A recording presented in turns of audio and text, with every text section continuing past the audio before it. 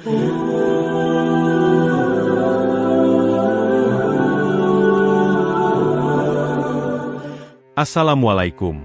warahmatullahi wabarakatuh. Sahabat Mumtanah, hari ini saya akan menceritakan kisah tentang seorang anak yang kehilangan arah dan memilih jalan yang salah. Sebelum menyimak kisah selengkapnya, saya sarankan untuk menulis sholawat kepada Nabi di kolom komentar. Semoga sholawat kita menjadi penolong kita kelak di padang mahsyar. Like dan subscribe channel ini sangat membantu menyebar dakwah Islam dan semoga menjadi amal jariah. Kami doakan semoga kalian mendapatkan rezeki yang barokah dan diberi kemudahan oleh Allah Subhanahu wa Ta'ala dalam menjalani kehidupan sehari-hari. Di sebuah desa kecil yang jauh dari hiruk-pikuk kota, hidup sebuah keluarga sederhana yang dikenal oleh penduduk sekitar karena keharmonisan dan kerendahan hati mereka. Basir, kepala keluarga, adalah seorang tukang reparasi sepatu yang jujur dan rajin. Setiap hari, ia memulai paginya dengan langkah mantap menuju masjid untuk melaksanakan sholat subuh. Di sana, ia berdoa dengan khusyuk, memohon perlindungan Allah bagi keluarganya dan berharap agar mereka selalu dalam lindungannya. Setelah selesai berdoa, Basir kembali ke rumah dengan hati yang tenang. Rumah mereka sederhana, terbuat dari kayu, tetapi penuh dengan cinta dan kehangatan. Sesampainya di rumah, Basir langsung memanggil putrinya, Kokom, yang baru berusia 10 tahun. "Kokom, mari kita mulai belajar," katanya sambil tersenyum lembut. Dengan penuh ketaatan, Kokom menghampiri ayahnya dengan membawa mushaf kecil di tangannya. Mereka duduk di depan rumah, di bawah naungan pohon rindang, dan memulai pelajaran membaca Al-Quran. Meski usianya masih muda, Kokom menunjukkan minat besar dalam mempelajari ayat-ayat suci, meskipun terkadang ia lebih tertarik bermain dengan teman-temannya. Sementara itu, di dapur kecil rumah mereka, Jumiem, istri Basir, menyiapkan sarapan dengan penuh kasih sayang. Aroma nasi goreng dan teh hangat menyebar ke seluruh penjuru rumah, menambah suasana pagi yang damai. Jumiem selalu berusaha memberikan yang terbaik bagi keluarganya, meskipun hidup mereka penuh keterbatasan. Baginya, kebahagiaan suami dan anaknya adalah yang terpenting. Setiap sore, setelah menyelesaikan pekerjaannya di bengkel sepatu kecil yang terbuat dari kayu tua, Basir meluangkan waktu untuk mengantar Kokom ke pesantren. Pesantren kecil itu dipimpin oleh Kyai Wildan, seorang ulama bijaksana yang dihormati oleh penduduk desa. "Kyai, saya titip Kokom agar ia tidak hanya memahami ayat-ayat Allah, tetapi juga menerapkannya dalam kehidupan sehari-hari," kata Basir suatu hari dengan nada penuh harap. Kyai Wildan tersenyum hangat, menyadari besarnya cinta dan tanggung jawab Basir terhadap pendidikan agama putrinya. Kehidupan mereka berjalan harmonis. Meski hidup dalam keterbatasan, Basir dan Jumiem merasa cukup. Mereka percaya bahwa kesyolehan adalah harta terbaik yang bisa diwariskan kepada anak mereka. Malam hari, ketika bulan bersinar terang di atas atap rumah, Basir sering duduk di teras, merenungi masa depan Kokom. "Ayah hanya ingin kamu menjadi wanita yang mulia, Kokom," ucapnya lembut saat putrinya mendekat. Perkataan itu meninggalkan kesan mendalam di hati Kokom, meskipun ia belum sepenuhnya memahami arti dari harapan ayahnya. Jumiem, dengan kesabarannya yang luar biasa, sering membantu Basir mendampingi Kokom mengerjakan tugas sekolah dan menghafal surah-surah pendek. Meskipun lelah setelah seharian mengurus rumah, ia tetap memberikan perhatian penuh kepada putrinya. Dalam kebersamaan itu, mereka membangun ikatan keluarga yang kuat, berlandaskan cinta, doa, dan iman yang kokoh. Namun, mereka tidak menyadari bahwa ujian besar tengah menanti keluarga kecil ini. Seiring waktu, Kokom yang mulai beranjak remaja, perlahan menunjukkan perubahan perilaku. Dunia luar yang semakin modern mulai menarik perhatiannya, terutama ketika ia melihat teman-temannya di sekolah memiliki ponsel. Teman-teman Kokom sering berkumpul, bermain game, dan membicarakan hal-hal yang mereka lihat di media sosial. Melihat hal itu, Kokom merasa tertinggal karena ia tidak memiliki ponsel seperti mereka. "Bu, teman-teman Kokom semuanya punya ponsel. Kenapa aku tidak boleh punya?" tanyanya suatu malam dengan nada memelas. Mendengar itu, Basir menggelengkan kepala. "Kokom, lebih baik kita gunakan waktu untuk belajar dan beribadah daripada menghabiskannya untuk sesuatu yang belum tentu bermanfaat," jawab Basir tegas. Kata-kata itu membuat Kokom cemberut dan pergi ke kamarnya dengan wajah kecewa. Di sisi lain, Jumiem yang tidak tega melihat kekecewaan putrinya mulai berpikir untuk memenuhi permintaan tersebut secara diam-diam. Pada suatu sore, Jumiem menyerahkan ponsel yang ia beli secara sembunyi-sembunyi kepada Kokom. "Ibu baik sekali. Terima kasih, Bu," seru Kokom dengan mata berbinar. Ia memeluk ibunya dengan erat, tidak menyadari bahwa keputusan itu akan menjadi awal dari permasalahan besar. Awalnya, ponsel itu hanya digunakan untuk bermain game sederhana dan mengirim pesan kepada teman-temannya. Namun, semakin lama, Kokom semakin tenggelam dalam dunia maya. Ia mulai menghabiskan waktu berjam-jam untuk menjelajahi media sosial, mendengarkan musik, dan berbincang dengan teman-temannya. Sikap Kokom mulai berubah. Ia sering mengabaikan panggilan ibunya untuk membantu pekerjaan rumah atau menyelesaikan tugas sekolah. Ketika Jumiem memintanya mencuci piring, Kokom menjawab acuh, "Nanti saja, Bu, aku lagi sibuk." Basir yang menyadari perubahan ini mulai merasa cemas. Ia mencoba berbicara baik-baik dengan putrinya, tetapi nasihatnya tidak dihiraukan.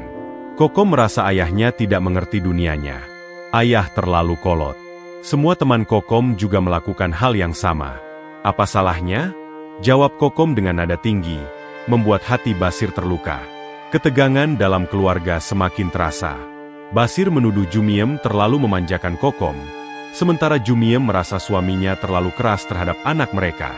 Malam-malam yang biasanya diisi dengan kebersamaan berubah menjadi keheningan yang penuh ketegangan. Basir sering menghabiskan waktu lebih lama di masjid, memohon petunjuk dari Allah untuk menyelesaikan masalah ini. "Ya Allah, tunjukkan jalan untuk keluargaku. Jangan biarkan kami terjerumus dalam kesesatan," doanya dengan hati yang berat. Tanpa disadari, ponsel yang diberikan Jumiem menjadi alat yang mengubah dinamika keluarga mereka. Kokom semakin jauh dari nilai-nilai yang telah ditanamkan oleh Basir dan Kiai Wildan.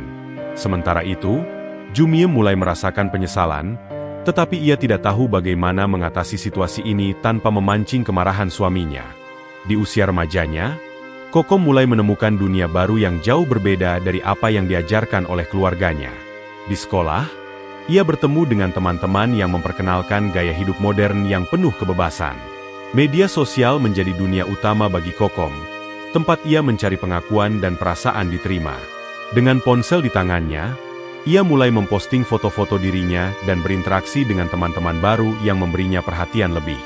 Salah satu teman baru itu adalah Raka, seorang pria yang tampak dewasa dan penuh perhatian. Raka sering mengirim pesan manis kepada Kokom, memuji kecantikannya, dan membuatnya merasa istimewa. Kokom, yang haus akan perhatian dan penghargaan, mulai merasa bahwa Raka adalah seseorang yang benar-benar memahami dirinya. Mereka mulai bertukar pesan setiap hari, dan perlahan-lahan Raka menggiringnya ke dalam hubungan yang lebih dalam. "Kamu itu berbeda, Kokom. Aku suka cara kamu membawa diri," kata Raka suatu siang. Pujian itu membuat Kokom tersipu. Ia merasa dihargai lebih dari yang pernah dirasakan sebelumnya. Namun, tanpa disadarinya, Raka mulai mempengaruhi cara berpikirnya. Ia memperkenalkan gagasan bahwa kebebasan adalah hak setiap individu, dan tidak ada yang berhak mengatur hidup orang lain. Kokom yang awalnya hanya ingin diterima, kini mulai meragukan nasihat-nasihat ayahnya.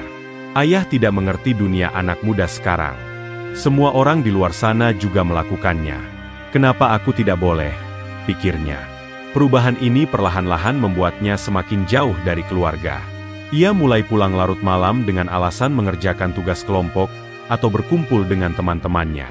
Jumiem yang melihat perubahan ini merasa cemas, tetapi ia tidak berani menegur putrinya karena takut memancing amarahnya. Ketika Basir mengetahui bahwa Kokom sering pergi tanpa izin, ia mencoba menegur dengan lembut. "Kokom, ayah hanya ingin kamu tetap pada jalan yang benar. Jangan sampai pergaulanmu membawa pengaruh buruk," katanya. Namun, Kokom membalas dengan nada tinggi, "Ayah terlalu kolot. Ini hidupku, ayah tidak perlu ikut campur." Perkataan itu membuat hati Basir remuk. Ia merasa semakin kehilangan putrinya yang dulu begitu patuh. Raka, yang semakin dekat dengan Kokom, mulai meminta lebih banyak darinya. Ia menggiring Kokom untuk mencoba hal-hal yang jauh dari nilai-nilai agama dan keluarga, seperti berpakaian mencolok dan bergaul bebas. Kokom, yang ingin mempertahankan hubungan itu, menuruti permintaan Raka tanpa berpikir panjang. Ia bahkan mulai berbohong kepada orang tuanya untuk menutupi aktivitasnya. Jumiem yang mulai curiga mencoba berbicara dengan Kokom. "Nak, ibu hanya ingin kamu berhati-hati. Jangan sampai teman-temanmu membawa kamu ke jalan yang salah," kata Jumiem dengan lembut. Namun, Kokom hanya menjawab dengan dingin. "Ibu terlalu ikut campur. Aku tahu apa yang aku lakukan." Jawaban itu membuat Jumiem terdiam. Ia merasa semakin tidak berdaya menghadapi perubahan putrinya. Kokom kini lebih sering terlihat sibuk dengan ponselnya, mendengarkan musik, atau berbincang dengan teman-temannya hingga larut malam. Ia mulai mengabaikan tugas-tugas rumah, bahkan ibadah yang dulu diajarkan oleh ayahnya. Dunia baru yang ia temukan melalui Raka dan teman-temannya telah menggeser prioritas hidupnya. Namun, tanpa disadarinya, jalan yang ia pilih perlahan-lahan membawa dirinya ke dalam masalah yang lebih besar. Perubahan Kokom semakin nyata ketika ia mulai terjebak dalam gaya hidup yang tidak sehat bersama Raka. Raka, yang awalnya tampak penuh perhatian, mulai menunjukkan sisi manipulatifnya. Ia sering meminta Kokom untuk menemaninya ke tempat-tempat yang tidak seharusnya dan mendorongnya untuk melanggar nilai-nilai keluarga. Kokom, yang telah terikat secara emosional, sulit untuk berkata tidak. Suatu hari, Raka meminta Kokom untuk meminjam sejumlah uang dari orang tuanya. "Kamu sayang aku, kan? Kalau iya, bantu aku kali ini saja," bujuk Raka dengan nada lembut yang membuat Kokom merasa bersalah jika menolak. Karena tak ingin mengecewakan Raka, Kokom mulai mencuri uang dari lemari ibunya. Jumiem yang menyadari uangnya hilang hanya bisa bertanya dengan lembut. Tetapi Kokom membantahnya dengan alasan tidak tahu apa-apa. Kebohongan ini menjadi awal dari kehancuran kepercayaan di antara mereka. Perilaku Kokom semakin mencurigakan. Ia sering pulang larut malam dengan alasan mengerjakan tugas kelompok, tetapi sebenarnya menghabiskan waktu bersama Raka dan teman-temannya. Ketika Basir mencoba menegur dengan nada tegas, Kokom malah membalas dengan sinis. "Ayah tidak mengerti dunia anak muda sekarang. Kenapa ayah selalu melarang aku?" teriak Kokom sebelum mengunci diri di kamar. Jumiem, yang merasa semakin tidak berdaya, mencoba mendekati Kokom dengan lembut. Namun, Kokom malah menjauh. Konflik antara Basir dan Jumiem semakin memanas ketika Basir menuduh istrinya terlalu memanjakan Kokom, sementara Jumiem merasa suaminya terlalu keras. Malam-malam di rumah kecil mereka kini diisi dengan keheningan yang penuh ketegangan.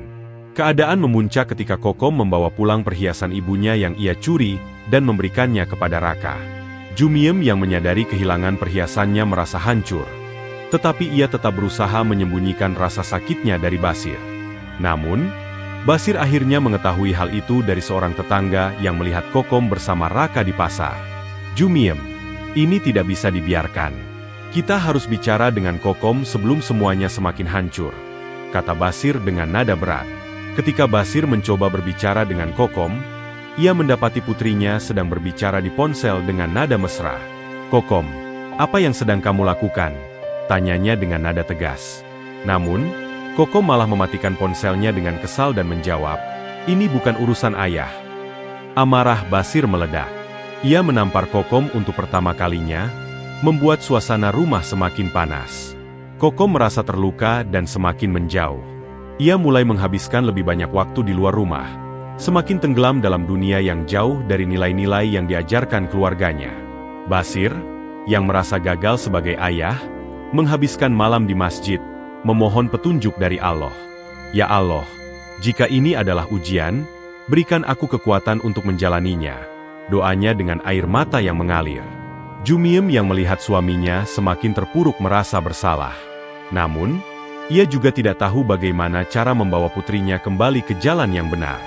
Ujian yang mereka hadapi kini bukan hanya tentang Kokom, tetapi juga tentang mempertahankan keharmonisan keluarga yang perlahan mulai runtuh.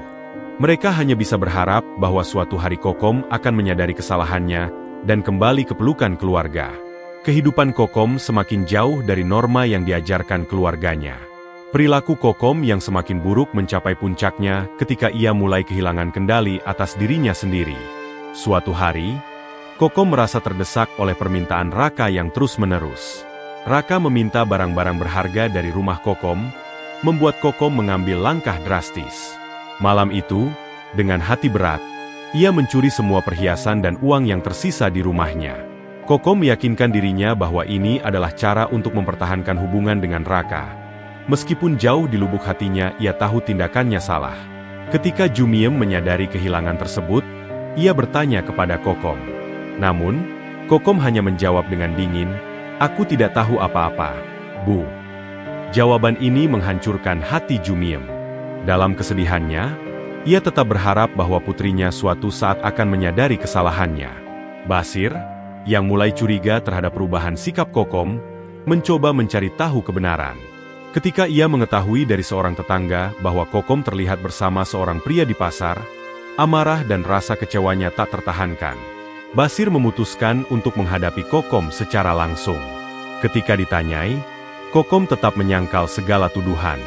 Namun, Basir tidak bisa lagi menahan emosi. "Apa yang kamu lakukan ini tidak hanya melukai dirimu sendiri, tetapi juga menghancurkan keluarga kita," seru Basir dengan suara bergetar. Hubungan dalam keluarga itu semakin rapuh. Kokom merasa tidak lagi diterima di rumah, memutuskan untuk pergi. Malam itu, ia meninggalkan rumah dengan membawa tas besar berisi barang-barang yang ia curi. Dalam pikirannya, Kokom merasa bahwa kebebasan adalah satu-satunya jalan keluar. Ia berharap bahwa bersama Raka, ia bisa menemukan kebahagiaan. Namun, kenyataan yang ia temui justru sebaliknya. Raka, yang awalnya menjanjikan kehidupan baru, meninggalkan Kokom setelah mendapatkan apa yang ia inginkan. Ia meninggalkan Kokom sendirian di tempat asing. Dengan hati hancur, Kokom menyadari bahwa ia telah ditipu. Dalam kesendirian dan keputusasaan, ia mulai mengingat kembali nasihat ayahnya yang selama ini ia abaikan. Sementara itu, di rumah, Jumiem dan Basir berusaha menghadapi kenyataan pahit. Basir, yang merasa gagal sebagai ayah, mengalami tekanan besar. Malam itu, ia mengalami serangan jantung mendadak dan meninggal dunia. Kepergian Basir menjadi pukulan besar bagi Jumiem, yang kini harus menghadapi semuanya sendirian. Kabar kematian Basir sampai ke telinga Kokom. Dengan perasaan bersalah, ia kembali ke rumah. Namun, kedatangannya tidak membawa kelegaan. Kokom harus menghadapi kenyataan bahwa ia telah menjadi penyebab kehancuran keluarganya. "Bu, maafkan aku," kata Kokom dengan air mata yang mengalir deras. Jumiem, meskipun hancur, tetap menerima Kokom dengan pelukan hangat. "Kamu selalu anakku, Kokom. Tapi ingatlah, kembalilah kepada Allah." Namun, waktu tidak memberikan banyak kesempatan bagi mereka. Kesehatan Jumiem yang semakin menurun membuatnya tidak mampu bertahan lama. Kokom merawat ibunya dengan penuh penyesalan, mencoba menebus semua kesalahannya. Malam itu, dalam keadaan lemah, Jumiem memanggil Kokom untuk terakhir kalinya. "Nak, ibu memaafkanmu. Berdoalah kepada Allah agar kita bisa bersama lagi di tempat yang lebih baik," ucapnya sebelum menghembuskan napas terakhir. Kokom kini tinggal sendirian, menghadapi beban yang ditinggalkan oleh masa lalunya. Namun, kehilangan kedua orang tuanya mengubah pandangannya tentang hidup. Ia memutuskan untuk meninggalkan semua pengaruh buruk dan berusaha kembali ke jalan yang benar. Dengan sisa tenaga dan keyakinan, Kokom memulai perjalanan barunya untuk mencari pengampunan dan memperbaiki dirinya. Bab ini menjadi puncak kehancuran sekaligus titik balik bagi Kokom. Dalam kesendiriannya, ia berjanji untuk tidak lagi mengulangi kesalahan yang sama dan mendedikasikan hidupnya untuk memperbaiki dosa-dosa masa lalunya.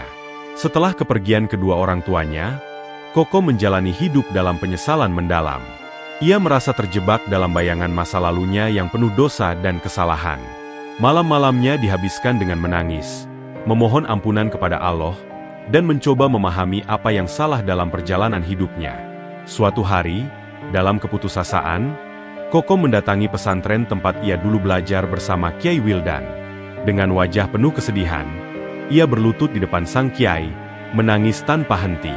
"Kiai, saya telah menghancurkan segalanya.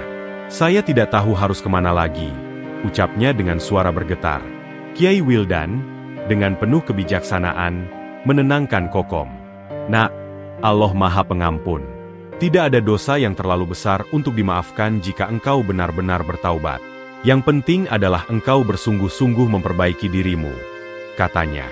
Ucapan itu menjadi cahaya harapan bagi Kokom. Ia memutuskan untuk tinggal di pesantren dan memulai hidup baru dengan membangun kembali imannya yang telah lama hilang. Hari-hari di pesantren tidaklah mudah bagi Kokom. Ia harus menghadapi rasa malu setiap kali bertemu dengan orang-orang yang mengenal masa lalunya. Namun, ia menerima semua itu sebagai bagian dari hukuman dan pelajaran. Dalam kesendiriannya, Kokom menemukan kedamaian saat membaca Al-Quran, sesuatu yang telah lama ia tinggalkan. Ia merasakan kembali hubungan dengan Allah yang selama ini ia abaikan. Dalam proses ini, Kokom mulai menebus kesalahannya dengan membantu anak-anak yatim yang tinggal di pesantren. Ia mengajarkan mereka membaca dan menulis, serta berbagi pengalaman hidupnya sebagai peringatan agar mereka tidak mengulangi kesalahan yang sama. Kokom merasa bahwa ini adalah cara terbaik untuk memperbaiki dirinya dan menunjukkan rasa syukur atas kesempatan kedua yang Allah berikan. Namun, cobaan baru datang ketika berita tentang Raka, pria yang pernah menghancurkan hidupnya, muncul kembali. Raka ditangkap polisi atas tuduhan penipuan dan pemerasan terhadap banyak wanita muda. Saat mendengar kabar ini, Kokom merasakan campuran emosi antara lega dan sedih. Ia sadar bahwa kejahatan Raka akhirnya terungkap, tetapi ia juga menyadari bahwa dirinya adalah salah satu korban yang memungkinkan kejahatan itu terjadi. Kokom memutuskan untuk menemui polisi dan memberikan kesaksian tentang apa yang terjadi. "Saya ingin memastikan tidak ada lagi yang mengalami apa yang saya alami," katanya dengan suara tegas. Keberanian Kokom menjadi inspirasi bagi banyak korban lainnya untuk maju dan melaporkan pengalaman mereka. Proses ini membantu Kokom menemukan kekuatan baru dalam dirinya. Ia tidak lagi merasa menjadi korban, tetapi seorang penyintas yang berjuang untuk keadilan. Di akhir kesaksiannya, Kokom kembali ke pesantren dengan rasa lega. Ia merasakan beban besar yang selama ini menghantuinya perlahan terangkat. Malam itu, dalam sujudnya, ia memanjatkan doa syukur kepada Allah. "Ya Allah, terima kasih atas kesempatan ini. Aku tidak pantas mendapatkan rahmat MU, tetapi Engkau tetap memberikannya. Bimbinglah aku agar tetap berada di jalan MU." Kokom mulai dikenal sebagai sosok yang penuh hikmah di desa itu. Orang-orang yang dulu mencemoohnya kini melihat perubahan besar dalam dirinya. Ia menjadi contoh bahwa siapapun, tidak peduli seberapa jauh mereka telah tersesat, dapat kembali ke jalan yang benar jika mereka bersungguh-sungguh. Bab ini menandai perjalanan Kokom dalam menemukan dirinya kembali dan memperbaiki hubungan dengan Allah. Meski cobaan datang silih berganti, ia tetap teguh menjalani hidup dengan iman dan harapan. Dari seorang yang terpuruk, Kokom kini menjadi cahaya bagi orang-orang di sekitarnya. Kokom kini hidup dengan tekad baru. Setelah menanggung beban penyesalan dan kehilangan, ia menyadari bahwa hanya dengan mendekatkan diri kepada Allah, ia dapat menemukan kedamaian. Di pesantren, ia tidak hanya memperbaiki dirinya tetapi juga menjadi teladan bagi orang-orang di sekitarnya. Kokom mulai aktif mengajarkan anak-anak yatim piatu membaca Al-Quran, mengajarkan nilai-nilai moral, dan mendorong mereka untuk memiliki cita-cita tinggi. "Jangan biarkan masa lalu menghalangi masa depanmu," sering ia katakan kepada mereka. Keberadaannya membawa kebahagiaan bagi anak-anak yang merasa kehilangan kasih sayang keluarga. Kisah hidup Kokom menjadi inspirasi bagi banyak orang di desa. Orang-orang yang dulu mencemoohnya kini melihat perubahan besar dalam dirinya. Mereka mengagumi ketulusan dan dedikasinya. Kokom juga menjadi pembicara dalam acara-acara keagamaan, menceritakan perjalanannya yang penuh liku sebagai pelajaran bagi orang lain agar tetap menjaga iman meski dalam kesulitan. Dalam setiap doanya, Kokom selalu memohon agar Allah mengampuni dosa-dosanya dan dosa kedua orang tuanya. "Ya Allah, jadikanlah aku anak yang membawa kebaikan bagi keluargaku di dunia dan akhirat," bisiknya di setiap penghujung malam. Kokom tahu bahwa perjalanannya belum selesai, tetapi ia yakin bahwa ia berada di jalan yang benar. Dengan keteguhan hati dan iman yang kuat, Kokom terus melangkah maju, membawa cahaya bagi mereka yang membutuhkan.